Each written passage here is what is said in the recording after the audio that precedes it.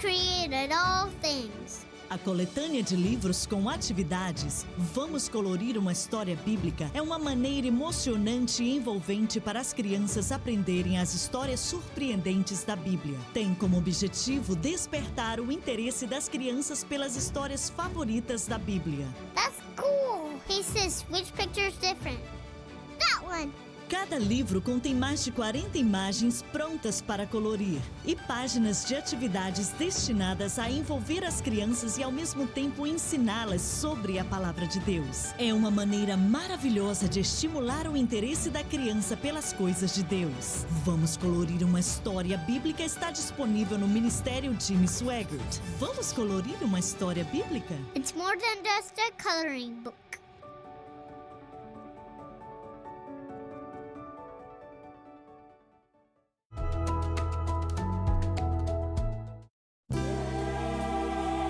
Sejam bem-vindos ao programa Estudo na Palavra, uma explanação de estudos bíblicos tendo como foco a cruz de Cristo.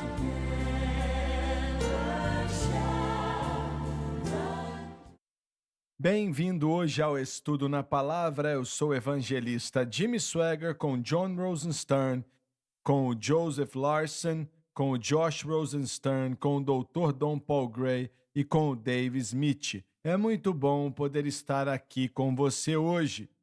Demorou um pouco para começar a falar dessa série.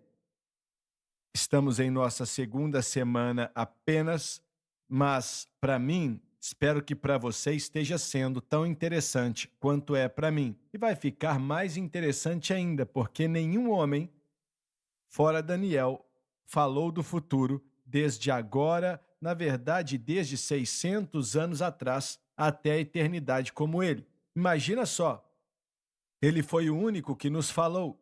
E como mencionamos no programa passado, que o livro de Daniel tem a ver com Israel, como o livro de Apocalipse tem a ver com Israel.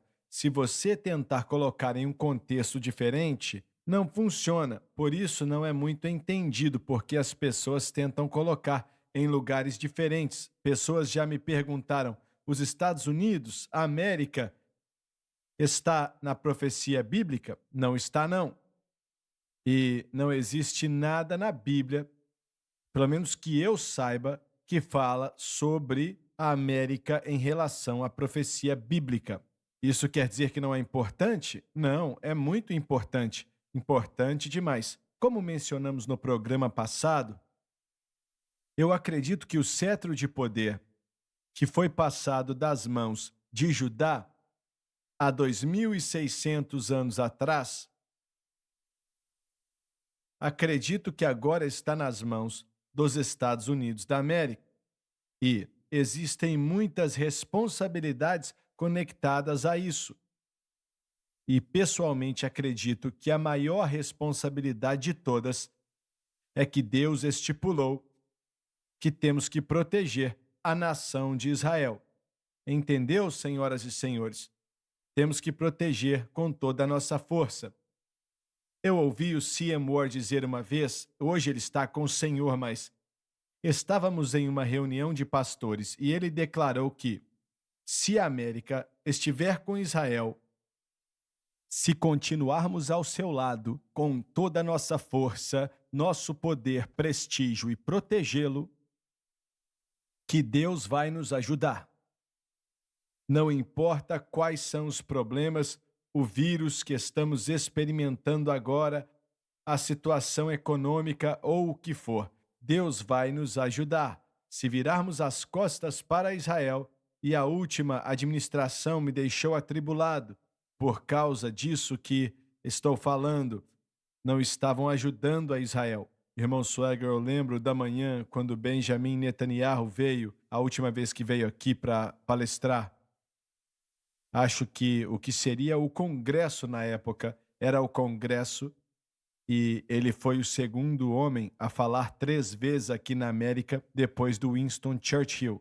Mas ele pediu a ajuda de nossa nação. E me lembro da manhã assistindo o programa, o jornal, como cidadão americano, e o que senti assistindo o primeiro-ministro da nação de Israel de pé na Casa Branca, pedindo a ajuda da nossa nação.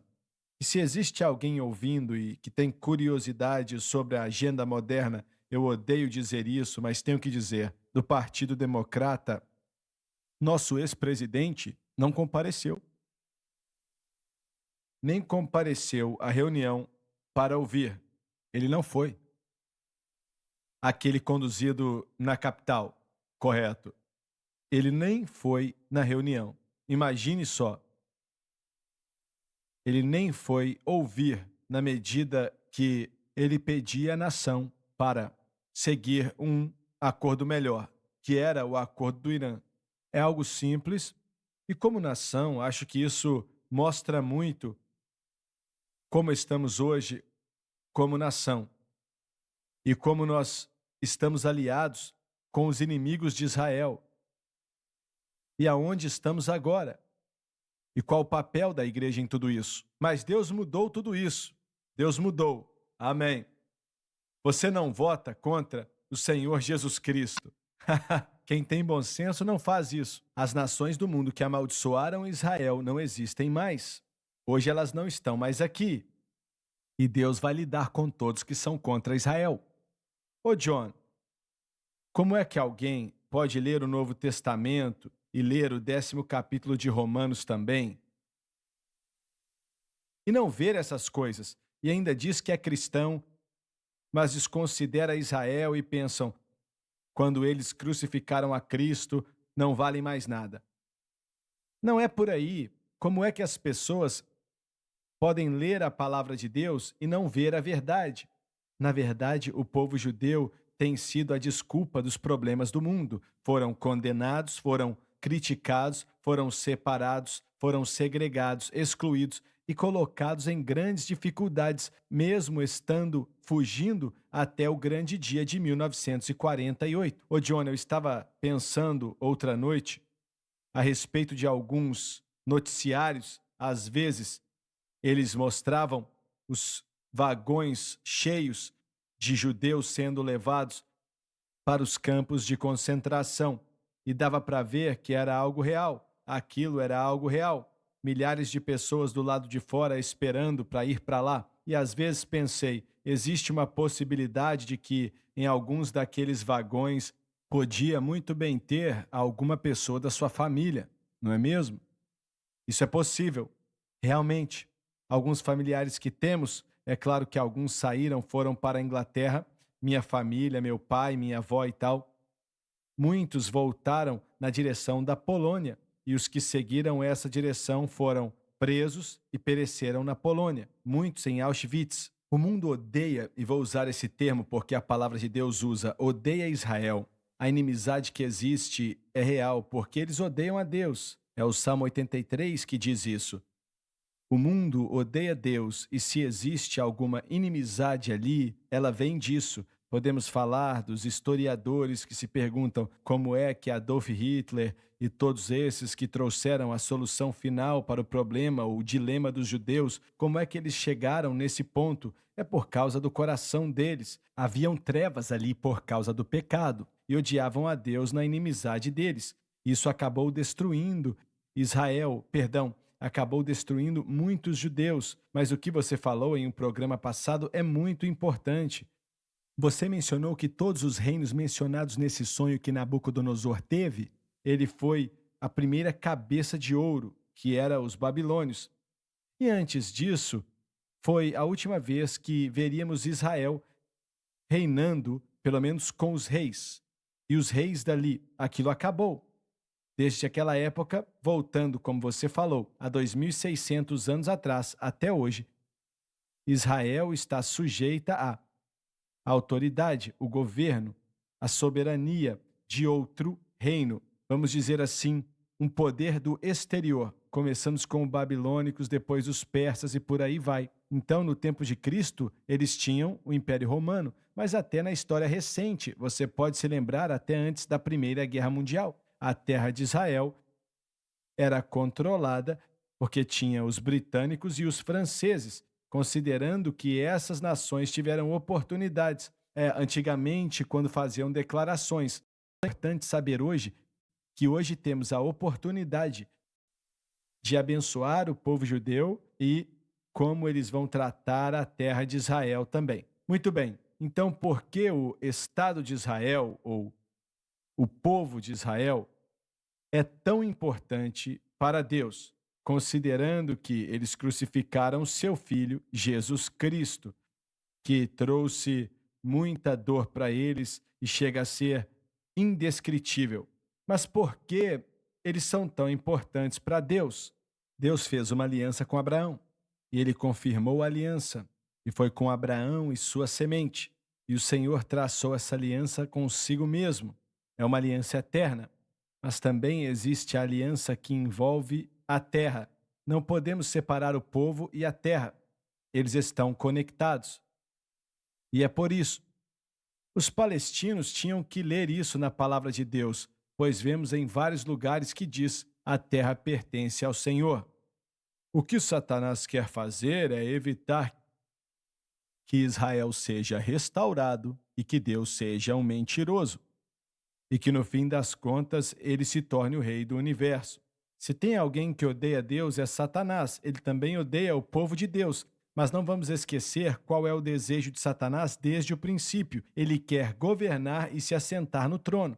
E sabemos que eternamente o trono de Deus será em Jerusalém. É ali que Deus vai reinar. Esse é o trono que Satanás está de olho nele, se é que posso dizer isso. 2 Crônicas 6,6 diz: escolhi Jerusalém para que meu nome esteja ali, e escolhi Davi para governar sobre meu povo Israel. Todas essas promessas que Deus fez vêm da promessa de Abraão para Isaac e para Jacó até a aliança de Davi. E vemos isso também sendo mencionado por Samuel e até no Salmo 89. Deus vai cumprir essas promessas. A palavra dele é verdadeira. E como falamos, se uma dessas promessas falhar, então Deus se torna um mentiroso. E Deus espalhou os judeus por toda a terra para que não fossem destruídos. Eu realmente sinto que houve um propósito em espalhá-los, porque no capítulo 31 de Jeremias, do versículo 31 até o 37 ou 39, ele menciona naqueles versículos, no fim daquele capítulo, que os segredos de Israel são como os segredos do universo. Eles não são revelados porque precisam ser preservados. A primeira parte já acabou, passou rápido, voltamos já, mas aconteça o que acontecer, não saia daí.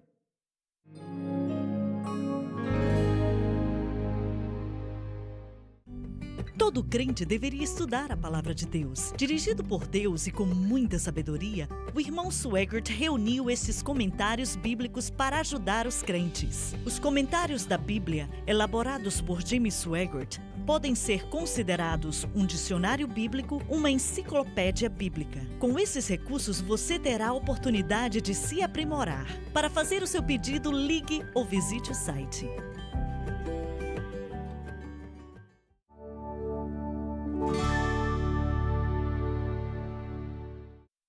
Estamos de volta. Olha só, John, vamos ler o versículo 30 e 31. Quanto a mim, esse mistério não me foi revelado porque eu tenha mais sabedoria do que os outros homens, mas para que tu, ó rei, saibas a interpretação e entendas o que passou pela tua mente. Daniel deu toda a glória ao Senhor, pois em tudo isso o Senhor teve misericórdia dos astrólogos ímpios, porque Deus é misericordioso. Para que entendas o que passou pela tua mente, representa aí. Tem a ver com o Espírito Santo apelando para esse rei, o que pode ter acabado na salvação dele. Tu olhaste, ó rei, e diante de ti estava uma grande estátua. Uma estátua enorme, impressionante, de aparência terrível. As duas palavras excelente e terrível representam a história de poderes gentios desde Nabucodonosor e continuando até a vinda de Cristo com seus santos. Coisas excelentes e terríveis geralmente existem lado a lado. Quando Cristo estabelecer o seu reino no milênio, só aquilo que é excelente vai existir. A grande imagem representa os impérios do mundo no futuro, no que diz respeito a Israel, e foi o que acabamos de dizer há um instante atrás. Esse livro aqui, aponta para Israel. Pode continuar.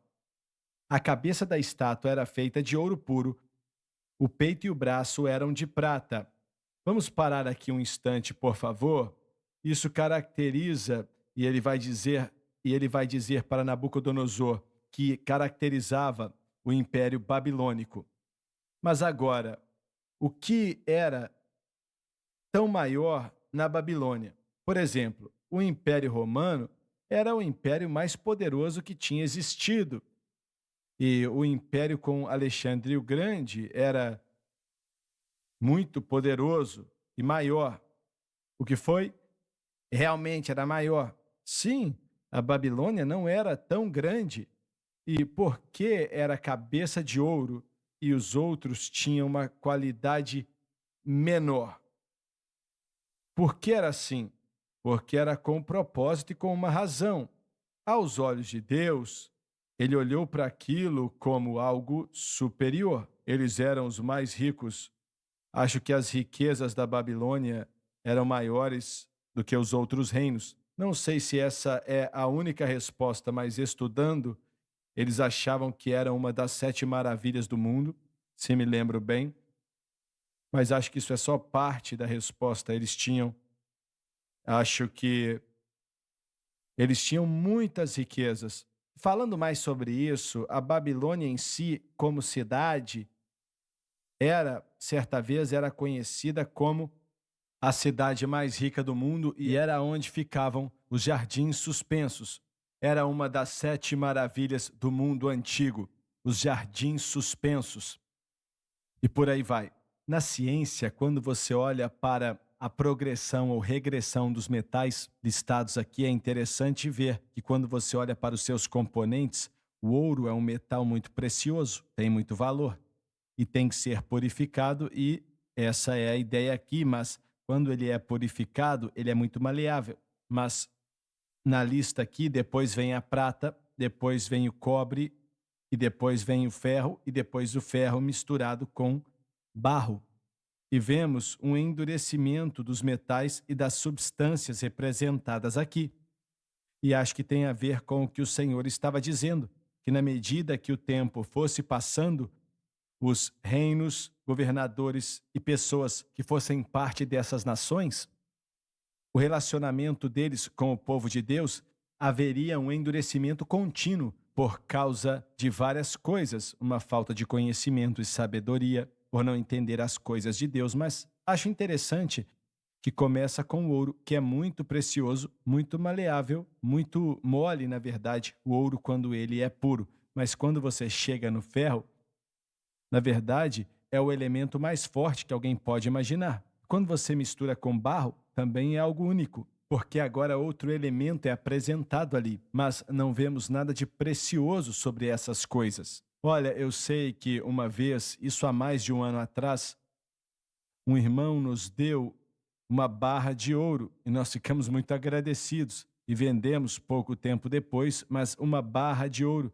que valia $40.000 naquela época. Mas não existe metal na terra, pelo menos que eu saiba. Eu não tenho nada disso, mas que seja tão lindo e atrativo como ouro. E quando você pensa nas ruas da Nova Jerusalém, elas serão cobertas de ouro puro. E olha só, quão longa é aquela rua, hein? Sabe como é, né? Eu acho que vai valer mais que $40.000. Com quase 3.000 quilômetros de altura, mas de qualquer maneira. Mas a Babilônia, e isso pode ser até incidental, mas que a cidade da Babilônia, governada por Nabucodonosor, começou a deteriorar com Belsazar. E por aí vai. Mas quando Nabucodonosor reinava, era a cidade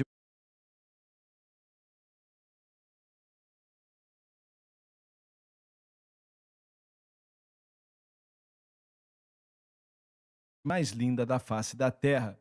E vocês acham que eu estou exagerando? Não. Quando olhamos para o Templo de Salomão, se eu estou correto, eles tiraram as coisas de lá. O que tem a ver o Templo de Salomão? Eles esqueceram de Salomão, a maioria do ouro que estava lá, Então, muitas das coisas que era a glória do reino de Israel foi levado para a Babilônia. Eles levaram foi tudo. O templo foi destruído.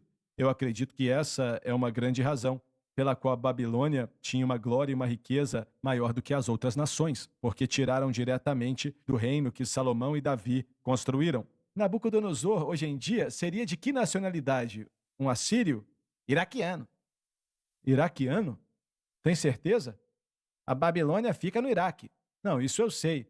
Eles são árabes, né? Enquanto Daniel está contando este sonho, eu imagino voltando para Nabucodonosor, enquanto ele estava contando. Leia outra vez, John, o versículo 32 e o 33. A cabeça da estátua era feita de ouro puro, o peito e o braço eram de prata, o ventre e os quadris eram de bronze, as pernas eram de ferro e os pés eram em parte de ferro e em parte de barro. O Espírito Santo mostra os reinos que viriam depois, sendo representados por metais preciosos, ferro e barro. Pode continuar. Enquanto estavam observando, uma pedra soltou-se sem auxílio de mãos, atingiu a estátua nos pés de ferro e de barro e os esmigalhou. A pedra é o Senhor Jesus Cristo e simboliza a sua segunda vinda. Sem as mãos é uma expressão que enfatiza a falta de toda a instrumentabilidade humana, sendo obra de Deus e de ninguém mais. Isso destrói a crença popular de que o cristianismo vai dominar o mundo, com o evangelho dominando toda a humanidade.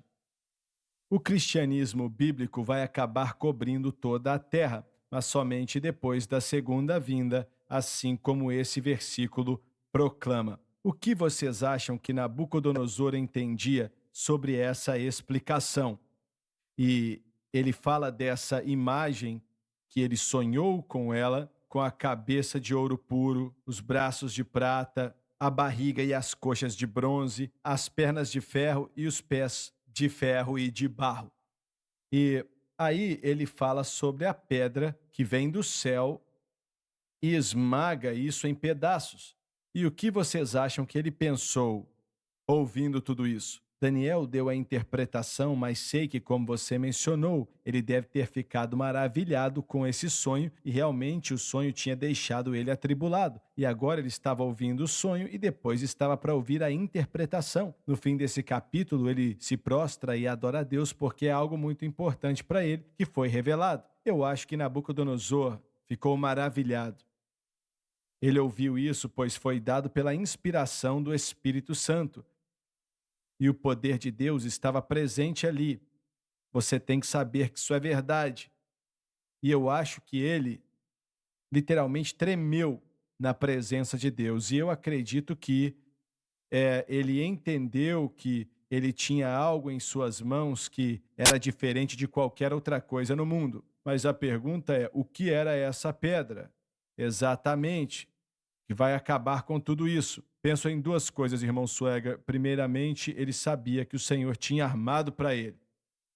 Era algo maior do que ele, entendeu?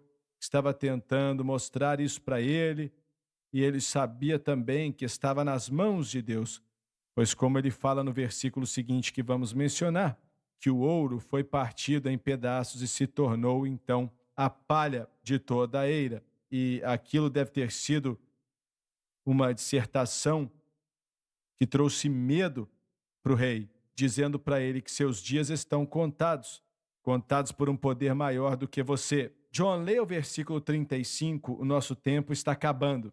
Então o ferro, o barro, o bronze e a prata e o ouro foram despedaçados, viraram pó, como o pó da debulha de trigo na eira durante o verão. O vento os levou sem deixar vestígio, mas a pedra que atingiu a estátua tornou-se uma montanha e encheu a terra toda. Isso representa a segunda vinda do Senhor e a destruição de todo o poder gentio, que nunca mais o poder gentio vai ter proeminência, pois essa era vai ter terminado. Depois da segunda vinda, Cristo estabelecerá o seu reino de justiça, com Israel sendo a principal nação no mundo e reinando para todo sempre. Então as promessas feitas para os patriarcas e os profetas de antigamente vão se cumprir em sua totalidade. Vamos continuar de onde paramos no próximo programa e muito obrigado por nos assistir. Eu quero te pedir, diga para outras pessoas sobre o estudo da palavra e sobre a nossa rede de televisão 24 horas por dia e você vai ser abençoado. Te amamos e Deus te abençoe.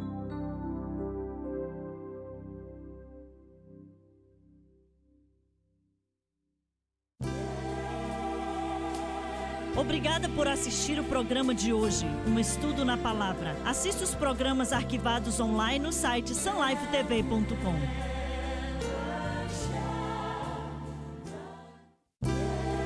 Obrigada por ter assistido o programa Estudo na Palavra.